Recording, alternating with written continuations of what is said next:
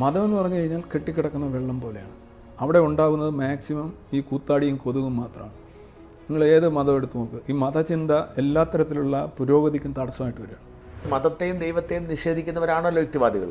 അപ്പോൾ മതത്തെ സംരക്ഷിക്കുന്നതെന്ന് പറയുന്നത്, ഇപ്പോൾ ഒരു മതത്തെ നിങ്ങൾ വിമർശിക്കരുത് എന്നൊരു യുക്തിവാദി നിങ്ങളോട് പറഞ്ഞാൽ നിങ്ങൾ എന്താ മനസ്സിലാക്കുന്നത്? അങ്ങനെ പറയാറുണ്ടോ യുക്തിവാദികൾ? അപ്പോൾ മതം ഒരു മതയാനയായിട്ട് സമൂഹത്തിൽ നിലനിൽക്കുന്നുണ്ട്. അതിനെ ആരും അഡ്രസ്സ് ചെയ്യുന്നില്ല. അഡ്രസ്സ് ചെയ്യുന്നവർക്ക് നഷ്ടം മാത്രം. ദൈവത്തിൻ്റെ കാര്യത്തിൽ തെളിവുകളില്ലാത്തതുകൊണ്ട് നമ്മളത് സ്വീകരിക്കുന്നില്ല. പ്രേതത്തിൻ്റെ കാര്യത്തിലും യക്ഷിയുടെ കാര്യത്തിലും ഒക്കെയുള്ള അതേ നിലപാട് തന്നെയാണ് ദൈവത്തിൻ്റെ കാര്യത്തിലുള്ളത്. തെളിവ് വന്നാൽ സാധനയേക്കാൾ മുന്നേ ഞാനതിനെ സ്വീകരിക്കും. തെളിവുകൾ നയിക്കട്ടെ എന്നുള്ളതാണ് ലിറ്റ്മസിൻ്റെ അടിസ്ഥാന മുദ്രാവാക്യം. നമസ്കാരം, ഷൂട്ട് അറ്റ് സൈറ്റിലേക്ക് സ്വാഗതം. നമ്മുടെ നാട്ടിലെ ആളുകൾ കാലാകാലങ്ങളെ ചർച്ച ചെയ്യുന്ന ഒരു ആശയമാണ് യുക്തിവാദം. യുക്തിവാദം എന്ന വാക്കാണോ ശരി, അതോ നാസ്തികതയാണോ, അതോ സ്വതന്ത്ര ചിന്തയാണോ എന്നതൊക്കെ പ്രസക്തമായ കാര്യം. പക്ഷേ യുക്തിവാദം അല്ലെങ്കിൽ നാസ്തികത്വം കഴിഞ്ഞ കുറേ കാലമായി ചർച്ച ചെയ്തുകൊണ്ടിരിക്കുന്നു. നമുക്ക് സഹോദരൻ അയ്യപ്പൻ മുതൽ ചരിത്രമറിയാം. ജോസഫ് ഇടമറുക്, സനൽ ഇടമറുക്, അല്ലെങ്കിൽ ഇപ്പോൾ ജബ്ബാർ മാഷ് വരെ, അല്ലെങ്കിൽ A.T. കോവൂർ മുതൽ ജബ്ബാർ മാഷ് വരെ, C. രവിചന്ദ്രൻ വരെ ഒരുപാട് പേർ ഈ ശ്രേണിയിലുണ്ട്. എന്താണ് യുക്തിവാദം? യുക്തിവാദികൾ സൃഷ്ടിക്കപ്പെടുന്നത് എങ്ങനെയാണ്? യുക്തിവാദികൾ തമ്മിലുള്ള ഭിന്നത എന്താണ്? യുക്തിവാദികൾ എന്തടിസ്ഥാനത്തിലാണ് മതത്തെ വിലയിരുത്തുന്നത്? ഇത്തരം ഒരുപാട് വിഷയങ്ങൾ ചർച്ച ചെയ്യേണ്ടതുണ്ട്. കേരളത്തിലെ ഏറ്റവും പോപ്പുലറായ യുക്തിവാദി, ഒരുപക്ഷെ ആ വാക്ക് അദ്ദേഹം സമ്മതിച്ചെന്ന് വരില്ല, വേണമെങ്കിൽ സ്വതന്ത്ര ചിന്താഗതിക്കാരൻ അല്ലെങ്കിൽ സ്വതന്ത്ര ചിന്തകൻ എന്നായിരിക്കും അദ്ദേഹം താല്പര്യമുള്ള ആൾ, C. രവിചന്ദ്രനാണ്. അദ്ദേഹവുമായി നമുക്ക് സംസാരിക്കാം. നമസ്കാരം. നമസ്കാരം. ആദ്യത്തെ പദം തന്നെ എന്താണ് അങ്ങ് വിശേഷിപ്പിക്കുന്നത് അങ്ങ് ഈ ഒരു ആശയ പോരാട്ടത്തിൽ? സ്വതന്ത്രമായി ചിന്തിക്കുന്നു. അതായത് യുക്തിവാദിയല്ല.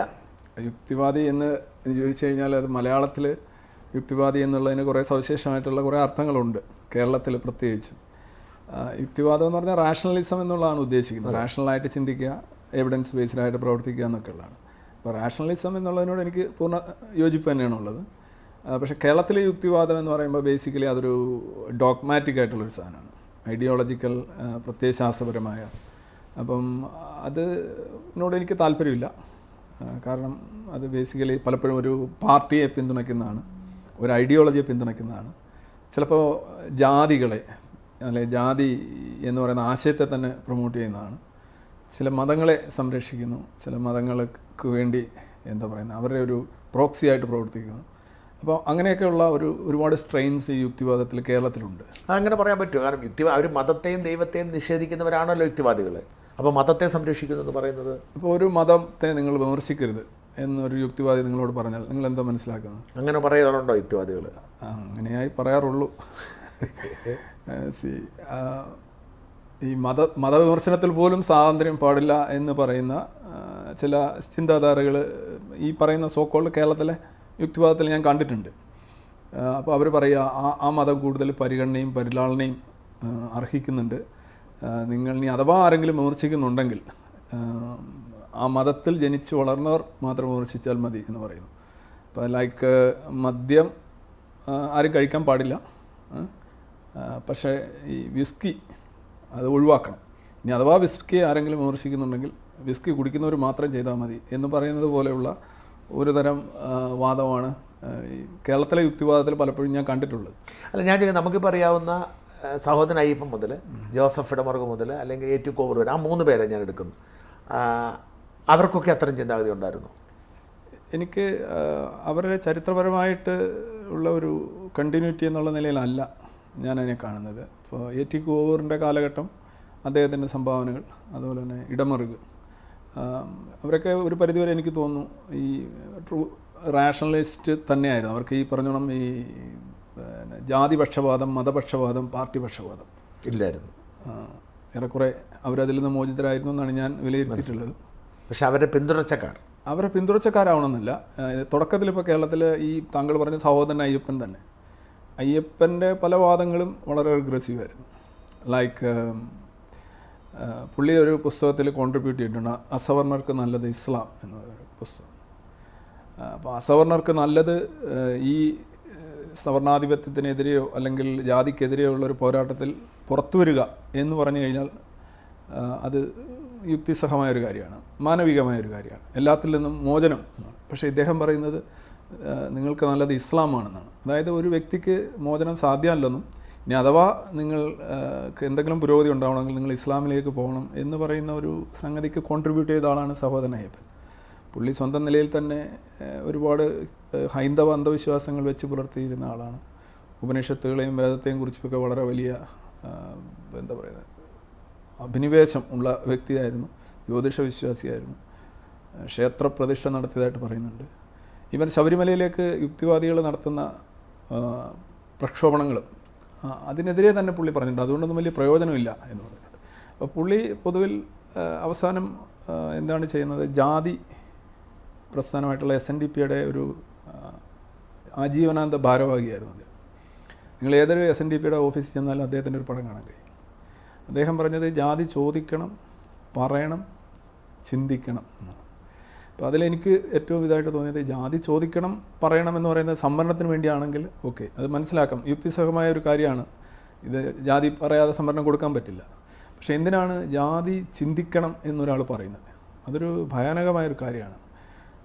നമ്മൾ ഈ സമൂഹത്തെ ജാതിയിൽ നിന്നും ഈ മതബാധകളിൽ നിന്നൊക്കെ മോചിതമാക്കാൻ ശ്രമിക്കുമ്പോൾ ജാതി ചിന്തിക്കണം, അത് ഇനി സംവരണത്തിന് വേണ്ടിയാണെങ്കിലും ചിന്തിക്കേണ്ട ആവശ്യമില്ലെന്നാണ് എൻ്റെ ഒരു ധാരണ. പറയുകയും ചോദിക്കുകയും ചെയ്താൽ മതി, അറ്റ്ലീസ്റ്റ് അതുപോലും വേണ്ടാത്തതാണ്, പക്ഷേ ഒരു നെസസിറ്റി. അപ്പോൾ അങ്ങനെ ഒരു നേതാവാണ് സഹോദരൻ അയ്യപ്പൻ.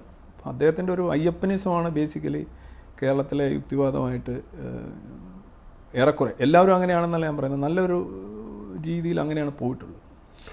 ഞാൻ ചോദിക്കുന്നത് ഈ ഇടമറുകും കോവൂരും അടക്കമുള്ളവരുള്ള അവരുടെ ഒരു പിന്തുടർച്ചയായിട്ട് യുക്തിവാദ സംഘം ഉണ്ടായിട്ട് അങ്ങനെ എന്തുകൊണ്ട് അങ്ങനെ അകലം പാലിച്ച് നിൽക്കുന്ന? ഞാൻ അതുമായിട്ടൊന്നും എനിക്കൊരു ബന്ധം ഉണ്ടായിരുന്നില്ല. ഞാൻ ശരിക്കും വരുന്നത് ഇത്തരം മതവിമർശനം അല്ലെങ്കിൽ മതം ഇങ്ങനെ എനിക്കൊരു എൻ്റെ പരിഗണനയിലുണ്ടായ വിഷയമായിരുന്നില്ല. ഞാൻ ബേസിക്കലി എന്താണ് ഒരു സ്പോർട്സും അങ്ങനെയൊക്കെയുള്ള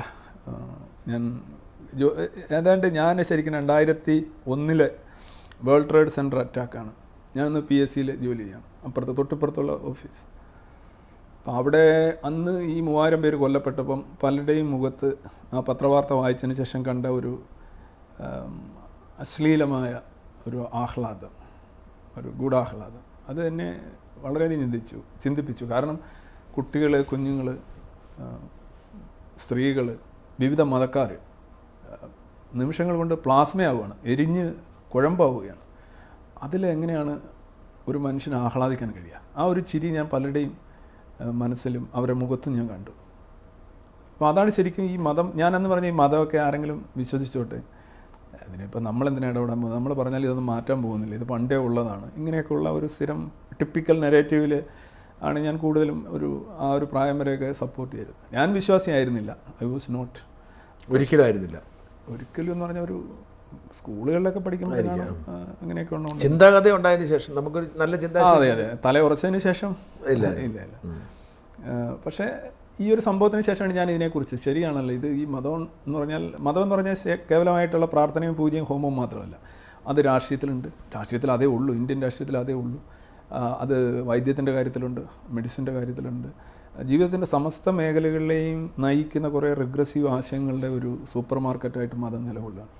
പക്ഷേ ഇതിനെതിരെ സംസാരിക്കാൻ ആർക്കും കഴിയില്ല. ബിക്കോസ് ക്ലയൻറ്റ് നഷ്ടപ്പെടും പലർക്കും. ചിലർക്ക് ഡോക്ടേഴ്സിന് പേഷ്യൻസിനെ നഷ്ടപ്പെടും, ബിസിനസ്സുകാർക്ക് അവരുടെ സ്ഥിരം കസ്റ്റമേഴ്സിനെ നഷ്ടപ്പെടും, പത്രക്കാർക്ക് സബ്സ്ക്രൈബേഴ്സിനെ നഷ്ടപ്പെടും, ചാനലുകാർക്ക് വ്യൂവേഴ്സിനെ നഷ്ടപ്പെടും.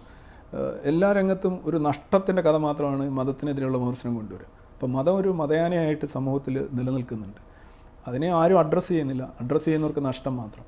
ഇപ്പോൾ ഒരു പാവപ്പെട്ട ഒരു മനുഷ്യന് സാധിക്കില്ല, പണക്കാരൻ സാധിക്കില്ല. കാര്യം പണക്കാരന് പണം നിലനിർത്തണം, പാവപ്പെട്ടവന് പണം ഉണ്ടാക്കണം. ഈ രണ്ടിനും ഈ മതവിമർശനം അല്ലെങ്കിൽ മതത്തിനെതിരായിട്ടുള്ള സ്റ്റാൻഡ് വളരെ വലിയ തടസ്സമാണ്. നിങ്ങളൊരു എക്കണോമിക്കായിട്ടുള്ള ഒരു ഇക്വിലിബ്രിയത്തിലെത്തുക, എനിക്കിത് മതി, ഇങ്ങനെ പോയാൽ മതി എന്ന് വരുന്ന ഒരു അവസ്ഥയിൽ മാത്രമാണ് നിങ്ങൾ മതത്തിനെതിരെ സംസാരിച്ചു തുടങ്ങുന്നത്. അല്ലെങ്കിൽ I think it's A most difficult job in the world. ലോകത്തെ ഏറ്റവും സാഹസികമായിട്ടുള്ള കാര്യമാണ് മതവിമർശനം. അപ്പോൾ ഞാൻ പിന്നെയാണ് ഈ യുക്തിവാദികളെ അതുകൊണ്ട് അങ്ങേക്ക് വിശ്വാസമില്ലെങ്കിലും ഈ മതവിമർശനത്തിലേക്കൊന്നും പോയിട്ടില്ല. അതിനെക്കുറിച്ച് ചിന്തിച്ചിട്ടുമില്ല. പക്ഷേ ഈ വേൾഡ് ട്രേഡ് സെൻറ്റർ ആക്രമണം ഉണ്ടായതോടെ പിന്നെ എന്താണ് അങ്ങേക്കൂടെ? അതൊരു സ്പാർക്കാണ്. അതിങ്ങനെ ഞാൻ ചിന്തിച്ചു, അത് വെച്ചാണ് ഞാൻ അത് കണ്ട് ഉടനെ ഇതിനകത്തോട്ട് ചാടി എന്നല്ല ഞാൻ പറയുന്നത്. പല പല ട്രിഗേഴ്സ് ഉണ്ടാവുമല്ലോ, അതിലൊരു ട്രിഗർ അത് തന്നെയായിരുന്നു. അപ്പോൾ അതിനുശേഷം പിന്നീട് റിച്ചർഡ് ഡോക്കിൻസിൻ്റെ ദ ഗോഡ് ഡെല്യൂഷൻ എന്നുള്ള പുസ്തകം ഇറങ്ങുന്നു.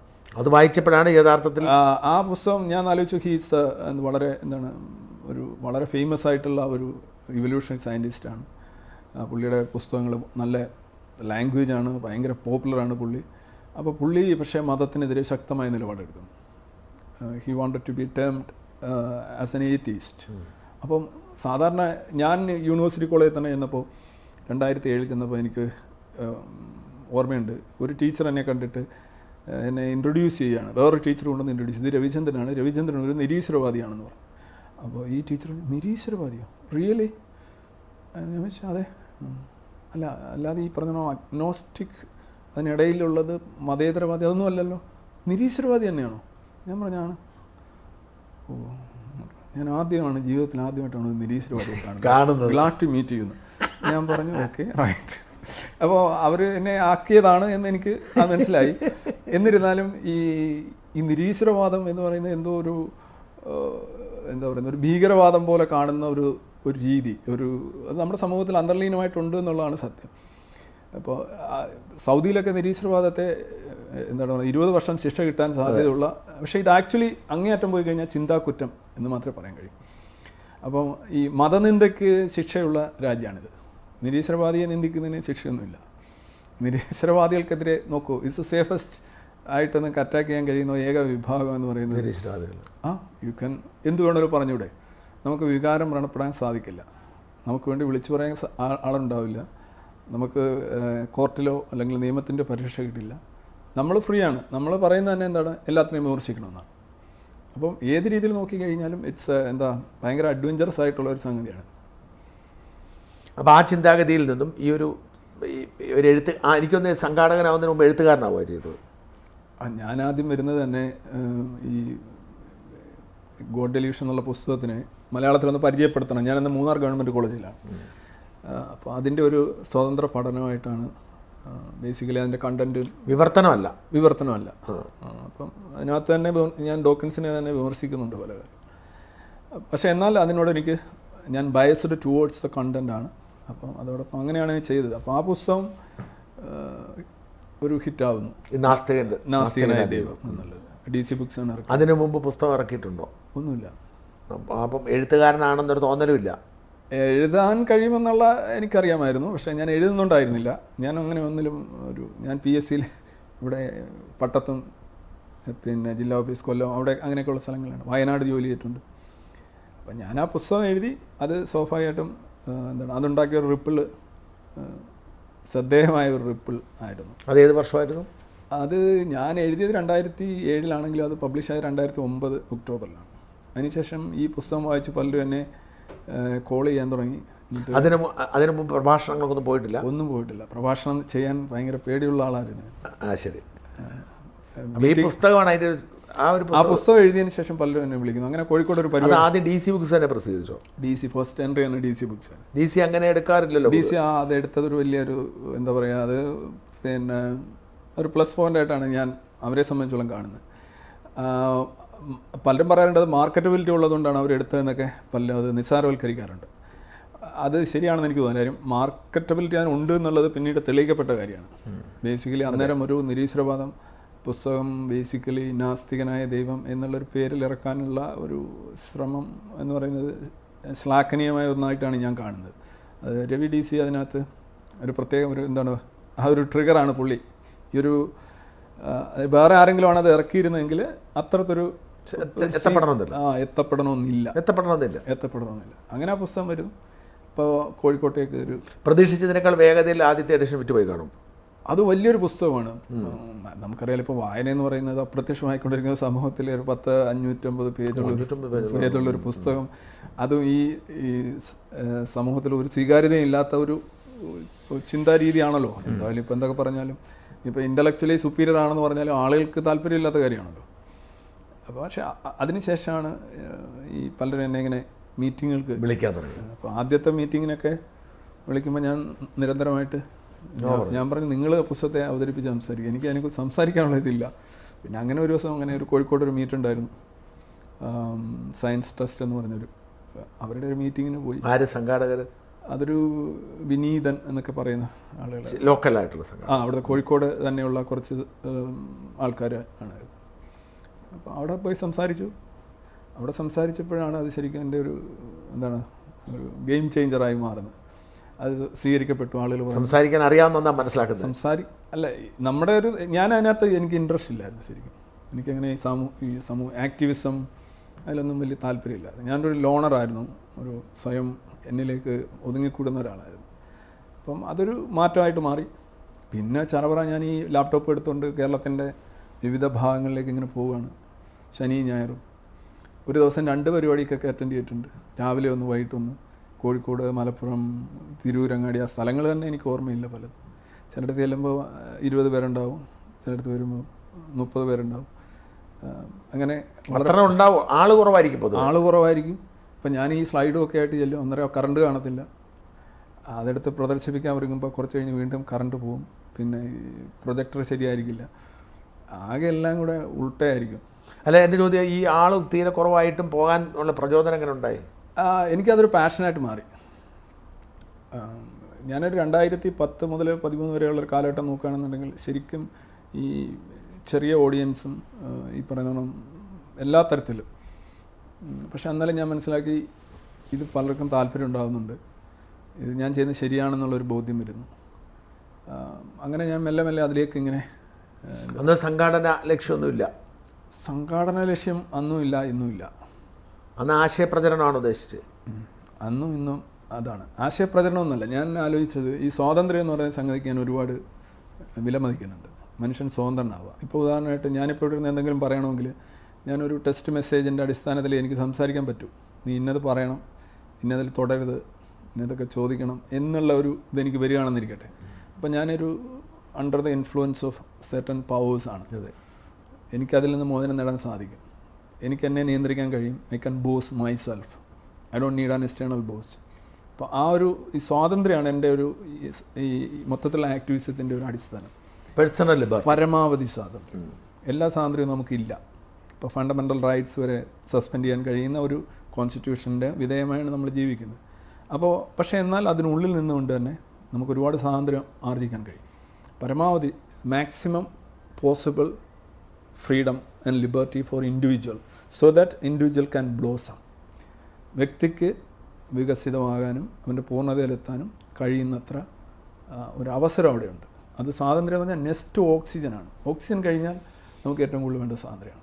ഇവിടെയാണ് ഈ മതം എവിടെയൊക്കെ ഇടപെടുന്നത്? നിങ്ങളുടെ വസ്ത്രത്തിൽ, നിങ്ങളുടെ ആഹാരത്തിൽ, നിങ്ങളുടെ ചിന്തയിൽ, നിങ്ങളുടെ കുട്ടികളെ എങ്ങനെ വളർത്തണം, മൊത്തത്തിൽ നിങ്ങളുടെ എൻ്റയർ ലൈഫ് സിലബസ് അവർ എഴുതി വെക്കുകയാണ്. ഇത് ഇപ്പം മാത്രമല്ല, നിങ്ങൾക്ക് ജനിക്കാനിരിക്കുന്ന കുട്ടികളും 100 വർഷം കഴിഞ്ഞ് ജനിക്കാനിരിക്കുന്ന കുട്ടികളുടെയും കാര്യം മതം. അത് ദർ ഇസ് നോ ചേഞ്ച്. 14 നൂറ്റാണ്ടിന് മുന്നേ ഒരു വ്യക്തി എങ്ങനെയാണ് കുടുംബജീവിതം നയിച്ചത്, അതാണ് ഏറ്റവും ശരിയായിട്ടുള്ളതും അത് മാറ്റം വരാൻ പാടില്ലാത്തതുമാണ്. ഇനി വരാൻ പോകുന്ന 100 വർഷം കഴിഞ്ഞ് 150 വർഷം കഴിഞ്ഞ് മനുഷ്യൻ അങ്ങനെ ജീവിക്കണമെന്ന് പറയുമ്പോൾ അതങ്ങ് വളരെ സ്റ്റാഗ്നേറ്റഡ് ആക്കുക ഹ്യൂമൻ ലൈഫിൻ്റെ ഒരു ഇത് തന്നെ നോക്കൂ നിങ്ങൾ. അതിലെപ്പോഴും മാറ്റങ്ങളുണ്ടാകുന്നുണ്ട്, കണ്ടുപിടുത്തങ്ങളുണ്ടാകുന്നു, മുന്നേറ്റങ്ങളുണ്ടാകുന്നു, ചേഞ്ചുകളുണ്ടാകുന്നു, തിരുത്തലുകളുണ്ടാകുന്നു. ഇതിനെല്ലാം എതിരാണ് മതം. മതം എന്ന് പറഞ്ഞു കഴിഞ്ഞാൽ കെട്ടിക്കിടക്കുന്ന വെള്ളം പോലെയാണ്. അവിടെ ഉണ്ടാകുന്നത് മാക്സിമം ഈ കൂത്താടിയും കൊതുകും മാത്രമാണ്. നിങ്ങൾ ഏത് മതം എടുത്ത് നോക്കുക, ഈ മതചിന്ത എല്ലാ തരത്തിലുള്ള പുരോഗതിക്കും തടസ്സമായിട്ട് വരികയാണ്. മതം ഒരുപാട് മാറിയിട്ടുണ്ട്, പക്ഷേ അത് മതം അനുവദിച്ച് മാറിയതല്ല. മതത്തെ നമ്മൾ പുറത്തു നിന്നും അകത്തു നിന്നും മാറ്റുന്നതാണ്. സതി മതം ഒരു മോശമാണ് എന്ന് തോന്നി നിർത്തലാക്കിയതല്ല. അടിമക്കച്ചവടവും അങ്ങനെ നിർത്തലാക്കിയതല്ല. പല അനാചാരങ്ങളും നിർത്തലാക്കുന്നത് അല്ലെങ്കിൽ മനുഷ്യൻ്റെ പുരോഗതിക്ക് തടസ്സമാകുന്നു.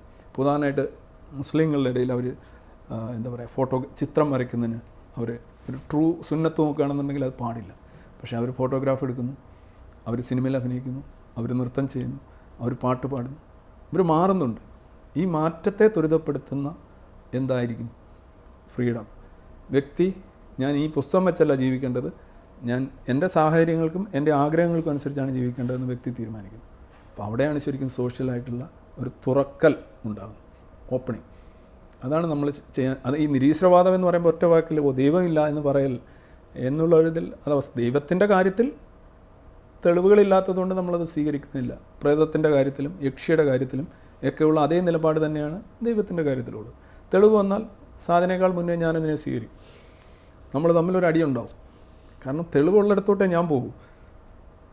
തെളിവുണ്ടാവണം, യുക്തിസഹമാവണം, മനുഷ്യനെ നിരക്കുന്നതാവണം. So I will accept it. ഇനി ദൈവമായാലും ഹിസ്ബുള്ള ആയാലും ഹമാസ് ആയാലും ഞാൻ അക്സെപ്റ്റ് ചെയ്യും. ഈ കാര്യങ്ങൾ ശരിയാണ്. അല്ലെന്നുണ്ടെങ്കിൽ ഞാൻ പിണങ്ങി മാറും. നമ്മളൊരിക്കലും വ്യക്തിപരമായിട്ടല്ല ഇത് കാണുന്നത്. നമ്മൾ ഈ പറയുന്ന തെളിവുകൾ നയിക്കട്ടെ എന്നുള്ളതാണ് ലിറ്റ്മസിൻ്റെ അടിസ്ഥാന മുദ്രാവാക്യം. ഈ എങ്ങനെയാണ് ഈ ദൈവം ഉണ്ടായത് എന്നാണ് കരുതുന്നത്? അല്ല, ദൈവം ഉണ്ടായത് എന്ന് ചോദിച്ചു കഴിഞ്ഞാൽ ഈ പ്രേതം എങ്ങനെയാണ് ഉണ്ടായത്? ദൈവത്തിൻ്റെ ഒരു ഉപോൽപ്പന്നമായി. ഉപോൽപ്പന്നമൊന്നുമല്ല, ഇതെല്ലാം ഒരു സാധനമാണ്. ദൈവമായാലും പ്രേതമായാലും ജ്യോതിഷമായാലും വാസ്തുവായാലും എല്ലാ സംഗതി ഒന്ന് തന്നെയാണ്. അപ്പോൾ അതായത് ഒരു കാര്യം പരിഹരിക്കാനായിട്ട് നമ്മളുടെ ഏറ്റവും എളുപ്പമുള്ള ശ്രമം, അതൊരു ഷോർട്ട് കട്ട് തിങ്കിങ് ഉണ്ട്. അതുപോലെയാണ് ഇപ്പോൾ നമ്മുടെ ചെറിയ ക്ലാസ്സുകളിലൊക്കെ പറയാറില്ലേ, എങ്ങനെയാണ്, ആരാണ് കസേര ഉണ്ടാക്കിയത്? ആശാരിയാണ്. ആരാണ് അലമാര ഉണ്ടാക്കിയത്? ആരാണ് ഇതുണ്ടാക്കിയത്? എല്ലാത്തിൻ്റെ പിന്നിൽ ഓരോരുത്തരെ പറഞ്ഞിട്ട് ടീച്ചർ പറയുന്നു, അപ്പോൾ അങ്ങനെയാണ് ഈ പ്രപഞ്ചം മുഴുവൻ ആരാണ് ഉണ്ടാക്കിയത്? അന്നേരം കുട്ടികൾ പറയാൻ എനിക്കറിയില്ല. അങ്ങനെ ആരെങ്കിലും ഉണ്ടാക്കണ്ടേ? ആരെങ്കിലും ഉണ്ടാക്കണം. ആരാണെന്നറിയാമോ? അറിയില്ല. എനിക്കും അറിയില്ല, ടീച്ചർ പറഞ്ഞു. പക്ഷേ ആ അറിയാത്തതിനെ അറിയാനുള്ള ശ്രമമാണ് നമ്മൾ ദൈവമായിട്ട് കാണുന്നത്. ഇത്ര കുട്ടികളെ അവരെ ഒരു ഫോൾസ് ലോജിക്കിലൂടെ കൊണ്ടുവന്നിട്ട് ഇതിനകത്ത് കൊണ്ടിട്ട് അവർക്കറിയില്ല. So she doesn't have to explain. പിന്നെ അറിയാത്തതിനെ അറിയാനുള്ള ഒരു ശ്രമം എന്ന് പറയുന്നു. അപ്പോൾ ഒരു ഭയങ്കര ഫിലോസഫിക്കൽ ഇൻ്റലക്ച്വൽ എന്തോ ഒരു സംഗതിയായിട്ട് അതിനെ മാറ്റുന്നു. പക്ഷേ അവർ പറഞ്ഞു വരുന്ന എല്ലാം ഫോൾസായിട്ടുള്ള ലോജിക്കാണ്. തുടക്കത്തിൽ കസേര ഉണ്ടാക്കിയത് മേശുരിയാണ് എന്ന് പറയുമ്പോൾ കസേര എന്ന് പറയുന്നത് അത് അസംബിൾ ചെയ്യുന്ന ആളെന്നേ പറയാൻ കഴിയും. എൻ്റെ തടിയായാലും എൻ്റെ സാധനമായാലും വ്യത്യസ്തമായിട്ടുള്ള ആളുകൾ പല സ്ഥലങ്ങളിലായിട്ട് ഉണ്ടാക്കുന്നതാണ്. തടി തന്നെ ഉണ്ടാവുന്നു. അതിൻ്റെ ബേസിക്കായിട്ടുള്ള കാര്യം തടി തന്നെ ഉണ്ടാവും. പിന്നെ ഓരോരോ സാധനങ്ങൾ ഇതെല്ലാം ചെയ്തിട്ട് പുള്ളി അവിടെ അസംബിൾ ചെയ്ത് വെക്കുന്നു. അപ്പോൾ പുള്ളി ഒരു അസംബിൾ ചെയ്യുന്ന ഒരാൾ മാത്രമാണ്. അപ്പോൾ അസംബിൾ ചെയ്യുന്ന ഒരാൾ എന്ന് പറയുമ്പോൾ എന്താണ്? ആ വസ്തു അവിടെ ഉണ്ടാവണം. ഉള്ളതിനകത്തേ നിങ്ങൾക്കിട്ട് പണിയാൻ പറ്റും. തടിക്കകത്തേ തച്ചന് പണിയാൻ പറ്റും. തടി അവിടെ ഉണ്ടാവണം. അപ്പം ഇവരുടെ ലോജിക്ക് തന്നെ തെറ്റാണ്. ഇതെല്ലാം ഉണ്ടാക്കിയ ആളിലേക്ക് എത്താനായിട്ട് ഇവർ ചൂണ്ടിക്കാണിക്കുന്ന ആദ്യത്തെ കസേരയും മേശയും ഇങ്ങനെയൊക്കെയുള്ള സാധനങ്ങളും കവിതയും ഗാനം അല്ലേ, ഈ പ്രപഞ്ചം എന്ന് പറഞ്ഞാൽ ദൈവം പാടിയ പാട്ടാണ് എന്നൊക്കെ പറയുന്നു. അപ്പോൾ ഇതേ സംഗതിയാണ്. ഇതെല്ലാം ശരിക്കും പ്രൊഡക്ഷൻ അല്ലെങ്കിൽ അസംബ്ലിയാണ്. ഇതിനെയാണ് അവർ ക്രിയേഷനായിട്ട് അവതരിപ്പിക്കുന്നത്. There is no creation. അപ്പോൾ ക്രിയേഷനേ ഇല്ലേ? ക്രിയേഷൻ ഇല്ല. ക്രിയേഷൻ എന്ന് പറഞ്ഞാൽ എന്താണ്? ഒന്നുമില്ലായ്മയിൽ നിന്നൊരു വസ്തു പുതുതായി ഉണ്ടാക്കുന്നു. ഒരാൾ കവിത എഴുതുന്നു, ഒരു ക്രിയേഷൻ അല്ലേ? എങ്ങനെയാണത് ക്രിയേഷൻ ആവുന്നത്? എന്താണ് കവിതയിലുള്ളത്? ഏതൊരു കവിതയിലുള്ളത്? സ്ട്രക്ചറലായിട്ട് ഫോർമാറ്റിക് കണ്ടൻറ് സബ്സ്റ്റൻസ് എല്ലാം നോക്കുക. അതെല്ലാം ഇവിടെ ഉള്ളതല്ലേ. ഇപ്പോൾ അനുരാഗിണി എന്ന് പറഞ്ഞ് കവിത എഴുതുന്നു. എന്താണ് ഈ അനുരാഗിണി? അനുരാഗിണി എന്ന് പറയുന്നത് എവിടെ നിന്നാണ് വരുന്നത്? അതൊരു ആശയമാണെങ്കിൽ അത് വരുന്നത് എവിടെ നിന്നാണ്? ആ വാക്ക് എവിടുന്ന? മലയാളത്തിലുള്ളതാണ്. മലയാളം എങ്ങനെയാണ് ഉണ്ടായത്? ഇതൊക്കെ നമ്മുടെ സൊസൈറ്റിയിൽ പ്രോഡക്റ്റ് അല്ലേ ഇത്? നമ്മളത് അസംബിൾ ചെയ്ത് വെക്കുന്നല്ല ഉള്ളൂ. അത് നമ്മൾ തിരുത്തിയിട്ട് കൂടുതൽ പ്രധാനമായിട്ട് ഈ റിതം ശരിയാകാതെ വരുമ്പോൾ നമ്മളൊരു വരിയെടുത്ത് മാറ്റുന്നു, ഒരു വാക്കെടുത്ത് മാറ്റുന്നത് എന്തുകൊണ്ടാണ്? അവിടെ ഒന്ന് ഇടിച്ച് നിൽക്കുന്നുണ്ടല്ലേ. ഇതെല്ലാം സംഗതി arrangement. You are simply doing arrangement, assembly, production. There is no creation. Creation എന്ന് പറഞ്ഞാൽ ഇമ്പോസിബിളാണ്. അങ്ങനെ ഒരു കാര്യമേ ചിന്തിക്കാൻ കഴിയില്ല. ക്രിയേറ്റിവിറ്റിയും ഇല്ല. ക്രിയേറ്റിവിറ്റി എന്താണെന്ന് പറഞ്ഞാൽ ഈ പ്രൊഡക്ഷനും ഈ സോ കോൾഡ് ക്രിയേറ്റിവിറ്റി എന്നുള്ള വ്യത്യാസം എന്ന് പറഞ്ഞു കഴിഞ്ഞാൽ ഈ ക്രിയേറ്റിവിറ്റിയിൽ കൂടുതൽ സ്വാതന്ത്ര്യമുണ്ട്. ഇപ്പോൾ ഉദാഹരണമായിട്ട് സാജനൊരു പരിപാടി അവതരിപ്പിക്കുന്നു, ഇവിടെ നിങ്ങളുടെ ഒരു ന്യൂസ് റീഡർ ഒരു പരിപാടി അവതരിപ്പിക്കുന്നു. അവരത് നോക്കി വായിക്കുമ്പോൾ ആക്ച്വലി അതൊരു പ്രൊഡക്ഷൻ പോലെയാണ്. അതിനകത്ത് അവർക്കുള്ള സ്വാതന്ത്ര്യം വളരെ പരിമിതമാണ്. ഗോയിങ് ത്രൂ ദ ലൈൻസ് അത് വായിക്കാണ്. താങ്കൾക്ക് വേണമെങ്കിൽ താങ്കൾക്കൊരു പുതിയ ഒരു ആശയം അവസാനം പെട്ടെന്ന് ഒരു ട്രിഗർ വരുന്നു, അതുകൂടെ വെച്ചങ്ങടിക്കാം, അല്ലെങ്കിൽ അത് മാറ്റാം. So you have more freedom. So ആ ഫ്രീഡം, എലമെൻ്റ് ഓഫ് ഫ്രീഡമാണ് നിങ്ങളുടെ പ്രൊഡക്ഷനെ ക്രിയേഷൻ ആക്കുന്നത്. എല്ലാ ക്രിയേറ്റീവ് ആക്ടിവിറ്റിയിലും ഡിഗ്രി ഓഫ് ഫ്രീഡം കൂടുതലാണ്. ഇപ്പം ഞാനിപ്പം ഒരു വീഡിയോ അവതരിപ്പിക്കുന്നത് പലപ്പോഴും എന്നല്ല, എനിക്ക് ആ വിഷയത്തെക്കുറിച്ചൊരു ധാരണ ഉണ്ടാവും, പക്ഷെ ഞാൻ സ്ക്രിപ്റ്റ് ചെയ്യത്തില്ല. അപ്പോൾ അതിന് ഞാൻ ഉപയോഗിക്കുന്ന പദങ്ങളെ, വാക്കുകളെ, അത് അവതരിപ്പിക്കുന്ന രീതി, അതിൻ്റെ രൂക്ഷത ഒക്കെ സ്വാഭാവികമായും സൃഷ്ടിക്കപ്പെടുന്നതാണ്. ആ സൃഷ്ടിയെയും അംഗീകരിക്കാൻ പറ്റത്തില്ല. ഇല്ല, ആക്ച്വലി ഞാൻ പറഞ്ഞത് താങ്കൾ ഉപയോഗിക്കുന്ന വാക്കുകൾക്കെല്ലാം പരിമിതിയുണ്ട്. ഈ ഒന്നാമത് ഭാഷയുടെ ഒരു പരിമിതി, ആ ഭാഷയ്ക്കപ്പുറം നിങ്ങൾ പോകുന്നില്ല. പിന്നെ ആ ഒക്കേഷന് സ്യൂട്ടബിൾ ആയിട്ടുള്ള സീരിയസ്നെസ്, അതിനപ്പുറം നിങ്ങൾ പോകുന്നില്ല. ആ വിഷയത്തുമായിട്ട് ബന്ധപ്പെട്ട് അത്രയ്ക്ക് നിങ്ങൾ വേലി ചാടിയൊന്നും ഒരു പരിപാടി അവതരിപ്പിക്കാൻ പറ്റില്ല. There are constraints and limitations, you work within that. അതിനുള്ളിൽ നിന്ന് തന്നെയാണ് നമ്മൾ ചെയ്യുന്നത്. പക്ഷേ നിങ്ങൾക്ക് അതിനുള്ളിൽ കുറച്ച് മാനിപ്പുലേഷൻസോ കുറച്ച് ഓർക്കസ്ട്രേഷൻസോ ചേഞ്ചസോ ഒക്കെ വരുത്താൻ സാധിക്കും. പക്ഷേ ന്യൂസ് റീഡർക്ക് അത് പറ്റില്ല, അവരത് നോക്കി വായിക്കുകയാണ്. അപ്പോൾ നിങ്ങൾ കൂടുതൽ ക്രിയേറ്റീവ് ആണ്. Comparatively you are more creative than that person. But there is no creation. There is no creation. അതും അസംബ്ലിങ് തന്നെയാണ്. അത് അസംബ്ലിങ് തന്നെയാണ്, നാച്ചുറലി സംഭവിക്കുന്നതേ ഉള്ളൂ. അതെ. അപ്പം ഈ ഒരു ചിന്തയാണോ അടിസ്ഥാനപരമായിട്ട് ഈ സ്വതന്ത്ര ചിന്തയുടെ ഒരു ബേസ് എന്ന് പറഞ്ഞാൽ? അതെ, മാക്സിമം പോസിബിൾ ഫ്രീഡം. അപ്പം ഞാൻ വേറെ ദൈവത്തെക്കുറിച്ച് പറഞ്ഞപ്പോൾ തന്നെ പറയുകയാണ്. ഇപ്പം ഞാൻ ദൈവവിശ്വാസിയാണ്. ഞാനിപ്പോഴും അങ്ങ് സംസാരിക്കുന്നതിനോട് യോജിക്കുമ്പോഴും ഞാൻ ദൈവവിശ്വാസിയാണ്. എൻ്റെ വിശ്വാസവും അങ്ങയുടെ അവിശ്വാസവും തമ്മിൽ തർക്കത്തിലേർപ്പെട്ട അങ്ങേ ജയിക്കും, ഞാൻ ജയിക്കത്തില്ല. അതുകൊണ്ട് ഞാൻ തർക്കിക്കാൻ വരത്തില്ല. കാരണം എന്നെ സംബന്ധിച്ചിടത്തോളം ദൈവം എന്ന് പറയുന്നത് ഈ എന്നെ മതം പഠിപ്പിച്ച ആ ചട്ടക്കൂടിനകത്തുള്ള ദൈവമല്ല. പക്ഷെ ഞാൻ അതും തള്ളുന്നില്ല. അതെൻ്റെ ട്രഡീഷൻ അല്ലെങ്കിൽ എൻ്റെ പാരമ്പര്യം. ഇപ്പം ഞാനൊരു സീറോ മലബാർ ക്രൈസ്തവ കുടുംബത്തിൽ ജനിച്ച് യേശുക്രിസ്തു ദൈവത്തിൻ്റെ പുത്രനാണെന്ന് കരുതി ആ ഒരു ത്രിയായിക ദൈവസങ്കല്പത്തിൽ വിശ്വസിക്കുന്ന ഒരാളാണ്. അപ്പോൾ ഞാനത് രണ്ടായിട്ട് കാണുന്നുണ്ട്. ഒന്ന് എൻ്റെ വിശ്വാസം. ഞാൻ യേശുക്രിസ്തുവിനെ ദൈവമായി കാണുന്നു, പ്രപഞ്ച സൃഷ്ടാവായ ദൈവത്തെ കാണുന്നു. അതേസമയം എനിക്ക് അള്ളാഹുവിനോടോ അല്ലെങ്കിൽ ശ്രീകൃഷ്ണനോടോ അയ്യപ്പനോടോ പിണക്കമില്ല എന്ന് മാത്രമല്ല, ഇഷ്ടവുമുണ്ട്. എനിക്കിപ്പോൾ അമ്പലത്തിൽ പോയാലും ദൈവത്തെ കാണാം, പള്ളിയിൽ പോയാലും കാണാം.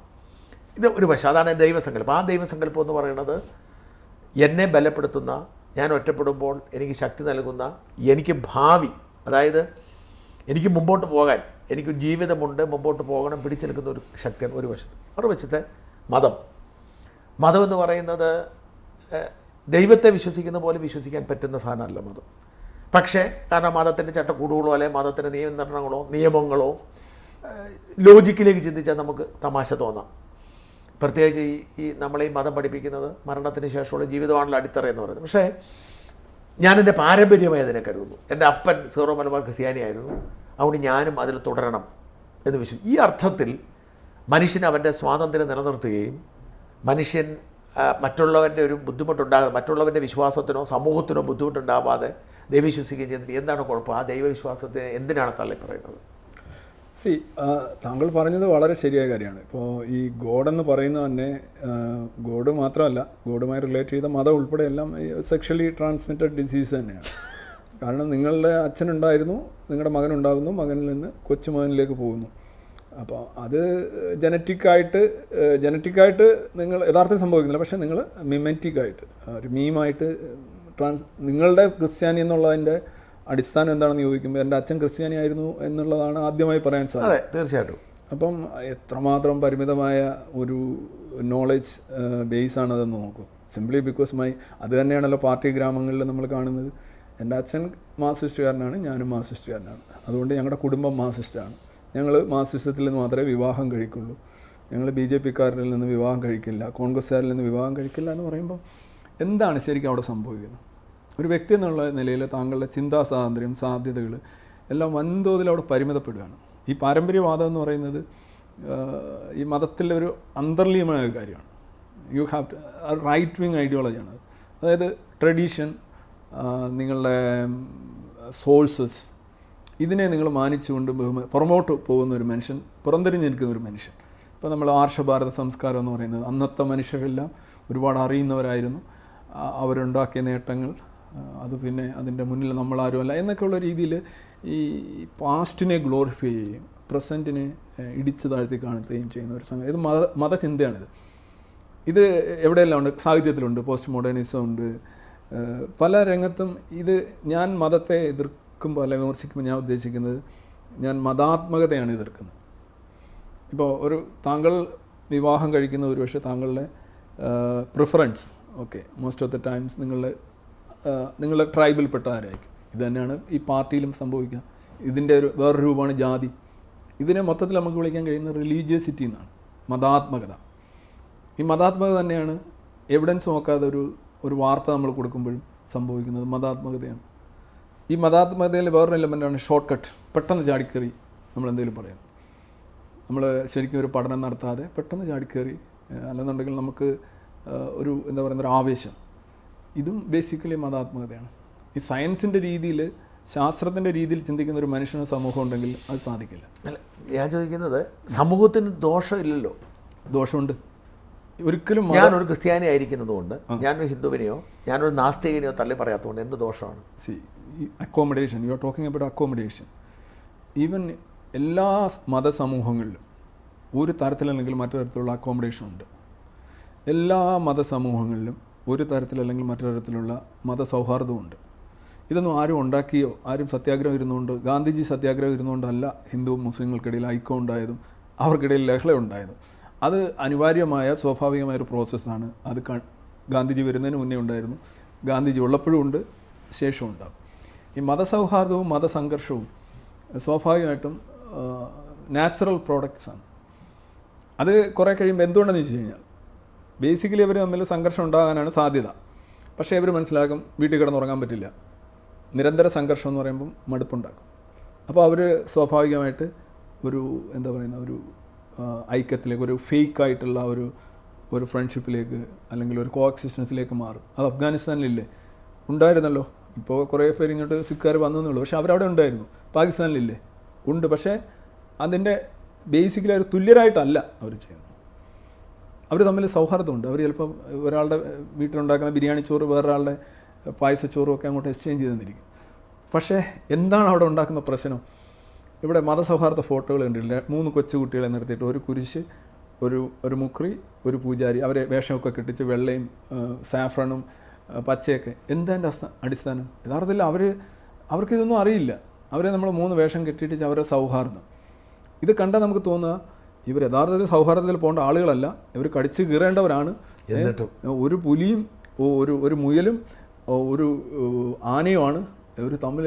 നോക്കൂ, ഭയങ്കര സൗഹാർദ്ദം.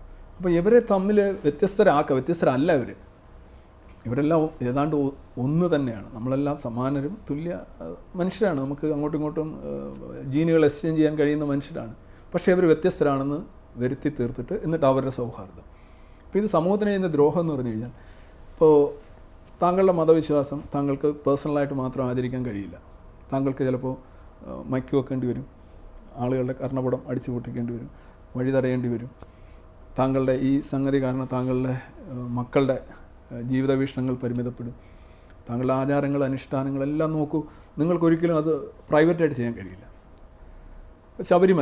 ശബരിമല തീർത്ഥാടനം നടത്തുമ്പോൾ ഉണ്ടാകുന്ന തിരക്ക്, അതിലെ പോകുന്ന വാഹനങ്ങൾക്ക് പാർക്ക് ചെയ്യാൻ പറ്റുന്നില്ല, അല്ലെങ്കിൽ പിന്നെ വണ്ടിയിൽ ഇപ്പോൾ ഈ ആറ്റുകാൽ പൊങ്കാലയുടെ ദിവസം ട്രെയിനിൽ യാത്ര ചെയ്യാൻ കഴിയുന്നില്ല, പിന്നെ ഇവിടെ 2 ദിവസം ഹർത്താൽ, ഓഫീസിൽ വർക്ക് ചെയ്യാൻ കഴിയുന്നില്ല, നിങ്ങൾക്കൊരു ആംബുലൻസിന് സഞ്ചരിക്കാൻ കഴിയുന്നില്ല, ആംബുലൻസ് പോലും പോകാൻ പറ്റാത്ത രീതിയിൽ പിന്നെ പരിസര മലിനീകരണം ഉണ്ടാകുന്നു. ഇതിങ്ങനെ ഒരു സെറ്റ് ഓഫ് റീസൺസും ഒക്കെ ഇതൊരിക്കലും പ്രൈവറ്റ് അല്ല. മതം പ്രൈവറ്റ് ആണെങ്കിൽ ഒരു പ്രശ്നവുമില്ല. ഇപ്പോൾ നിങ്ങൾ വിശ്വസിക്കുന്നു യുറാനസിൻ്റെ ധ്രുവ പ്രദേശത്ത് ജീവിക്കുന്ന ഒരുതരം ചിരിക്കുന്ന ബാക്ടീരിയയാണ് എൻ്റെ ഊന്നുവടി, അതിനെക്കുറിച്ച് ആലോചിക്കുമ്പോൾ എനിക്ക് നല്ലൊരു ആശ്വാസം കിട്ടുന്നുണ്ട്. ഒരു പ്രശ്നവുമില്ല. പക്ഷേ നിങ്ങൾ പറയാണ് ഈ ചിരിക്കുന്ന ബാക്ടീരിയയാണ് ഈ ലോകം മുഴുവൻ നിയന്ത്രിക്കുന്നതും, പിന്നെ ആ ചിരിക്കുന്ന ബാക്ടീരിയയുടെ പേരിൽ 2 മനുഷ്യരെ ബലി കൊടുക്കണം, അല്ലെങ്കിൽ 2 ആടിനെ ബലി കൊടുക്കണം, അല്ലെങ്കിൽ ഈ പൊങ്കാല കഞ്ഞി ഇടണം എന്നൊക്കെ പറഞ്ഞു വരുമ്പോഴാണ് ഇതിൻ്റെ പ്രശ്നം. ഇതിൻ്റെ കോറിൽ ഇത്രയേ ഉള്ളൂ, നിങ്ങളൊരു അന്ധവിശ്വാസിയാണ് എന്നേ ഉള്ളൂ. അതൊരു വലിയ പ്രശ്നമല്ല. As per article 25 of the constitution you have the right to believe in any stupid things. അതിന് എത്ര സ്റ്റുപ്പിഡ് ആയാലും പ്രശ്നമില്ല. അതാണ് ആർട്ടിക്കിൾ 25. പക്ഷേ അതൊരിക്കലും നിങ്ങൾ പറയുന്നതാണ് പ്യുവറായിട്ട് സ്വകാര്യമായിട്ട് ചെയ്യാൻ പറ്റില്ല. സ്വകാര്യമായിട്ട് ചെയ്യുകയാണെന്നുണ്ടെങ്കിൽ ഐ ഹാവ് നോ കംപ്ലൈൻറ്റ്.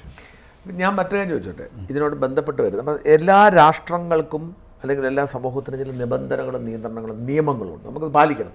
അപ്പോൾ കഞ്ചാവ് വലിക്കരുത് എന്ന് നമുക്ക് നിയമമുണ്ട്.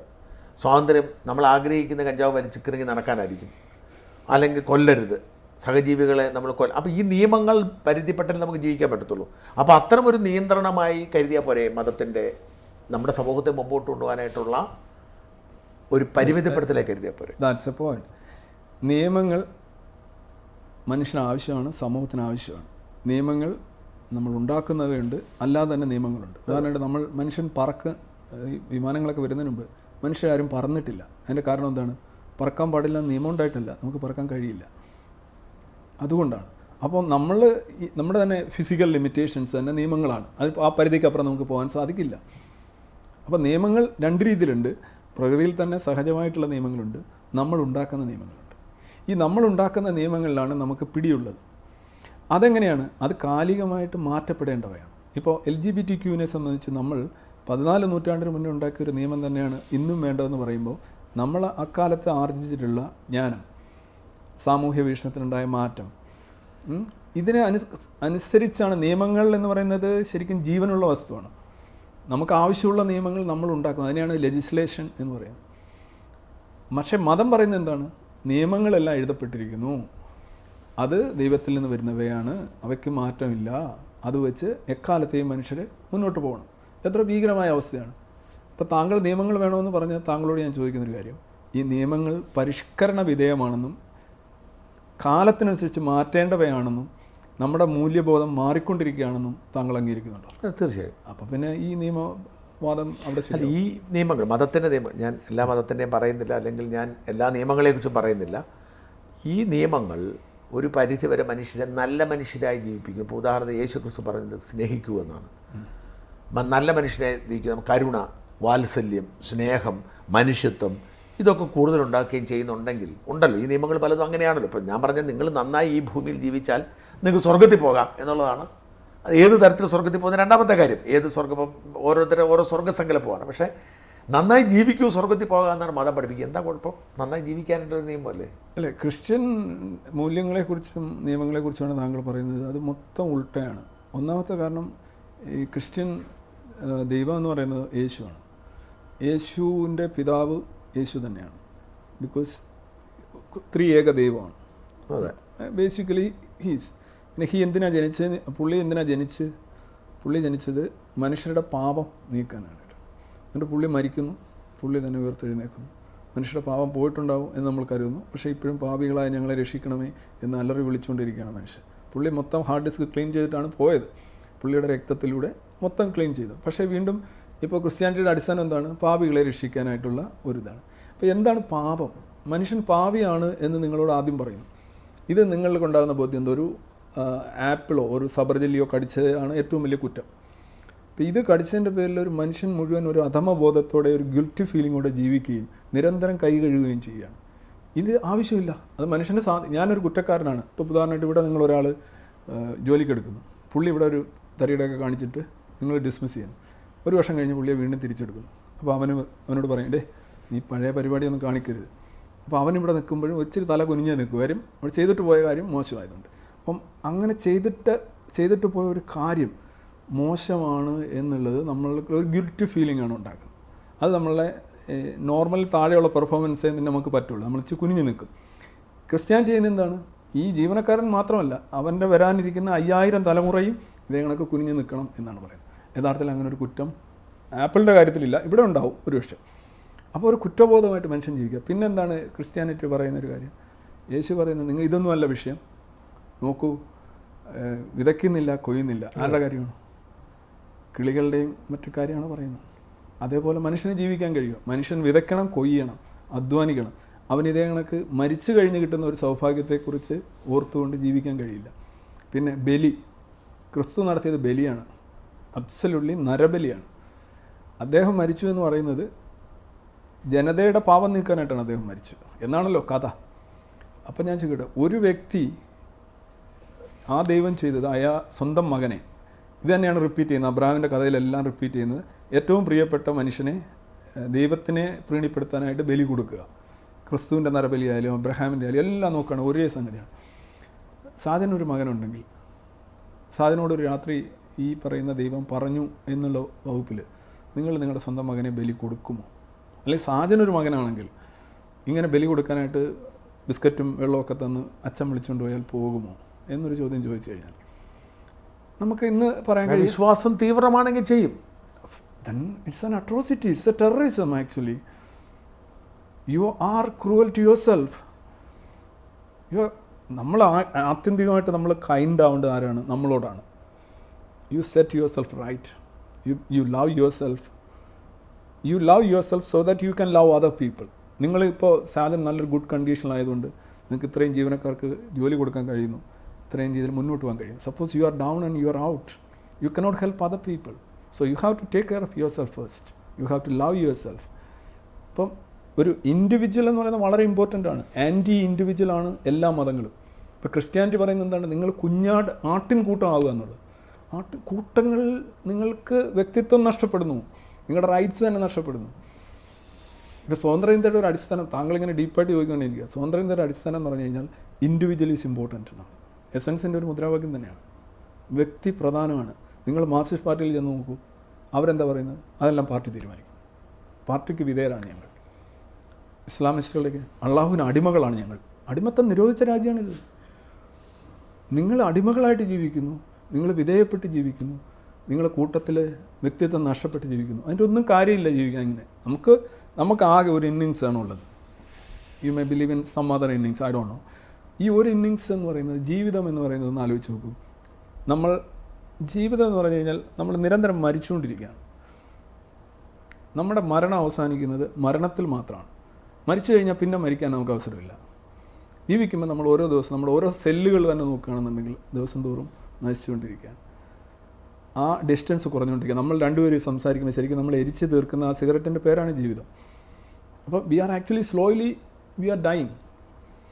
ഈ മരണം അവസാനിക്കുന്നത് മരണത്തിലാണ്. മരണം എന്ന് പറഞ്ഞത് പോയിൻ്റ് യു സ്റ്റോപ്പ് ഡൈയിങ്. നിങ്ങൾ അവസാനിക്കുന്ന പോയിൻറ്റിനെയാണ് ശരിക്കും മരണം എന്ന് പറയുന്നത്. അപ്പോൾ അതിനിടയിൽ നമ്മൾ പരമാവധി സ്വാതന്ത്ര്യം നമ്മളൊരു വ്യക്തിയായിട്ടുണ്ട്. മറ്റുള്ളവരെ ഏറ്റവും കുറച്ച് ദ്രോഹിച്ചുകൊണ്ട്, hurting other people as less as possible, നിങ്ങളെ ഏറ്റവും കുറച്ച് നശിപ്പിച്ചുകൊണ്ട്. ചിലർ സ്വയം നശിപ്പിച്ചുകൊണ്ടാണ് ആഹ്ലാദം ഉണ്ടാക്കുന്നത്. ഞാൻ പറഞ്ഞ മറ്റുള്ളവരെ ഏറ്റവും കുറച്ച് നോവിച്ചുകൊണ്ട്, നിങ്ങളെ ഏറ്റവും കുറച്ച് നശിപ്പിച്ചുകൊണ്ട് ഏറ്റവും കൂടുതൽ ആനന്ദവും സന്തോഷവും ഉണ്ടാക്കുക. അതാണ് ജീവിതത്തിൻ്റെ ഒരു സിലബസ് എന്ന് പറയുന്നത്. ആ രീതിയിൽ മരണമാണ് അപ്പം ശരി. മരണം എന്ന് പറഞ്ഞാൽ സെസേഷൻ ആണല്ലോ. മരണം എന്ന് പറയുമ്പോൾ നിങ്ങൾ മരിക്കുന്നത് അവസാനിക്കുന്ന പോയിൻ്റാണ്. പിന്നെ നിങ്ങൾ മരിക്കുന്നില്ല. ഈ ദൈവം എന്ന് പറഞ്ഞാൽ ഉത്തരവില്ലായ്മയാണ്. അതിനൊരു പേരൊക്കെ കൊടുത്ത് ഒരു ചുട്ടിയൊക്കെ കൊടുത്ത് കണ്ണൊക്കെ എഴുതി ഇങ്ങനെ വെച്ചേക്കാണ് പല രൂപത്തിലും ഭാവത്തിലും. ഭൂമിക്കപ്പുറത്തേക്ക് ഇപ്പോൾ ഭൂമിയിൽ വളരെ ചെറിയൊരു സാധനമാണല്ലോ. ഇതേപോലൊരു സംവിധാനം ഉണ്ടാവാൻ സാധ്യത ഉണ്ടെന്ന് വിശ്വസിക്കുന്നുണ്ടോ? നമുക്ക് സാധ്യത തള്ളിക്കളയാൻ കഴിയില്ല.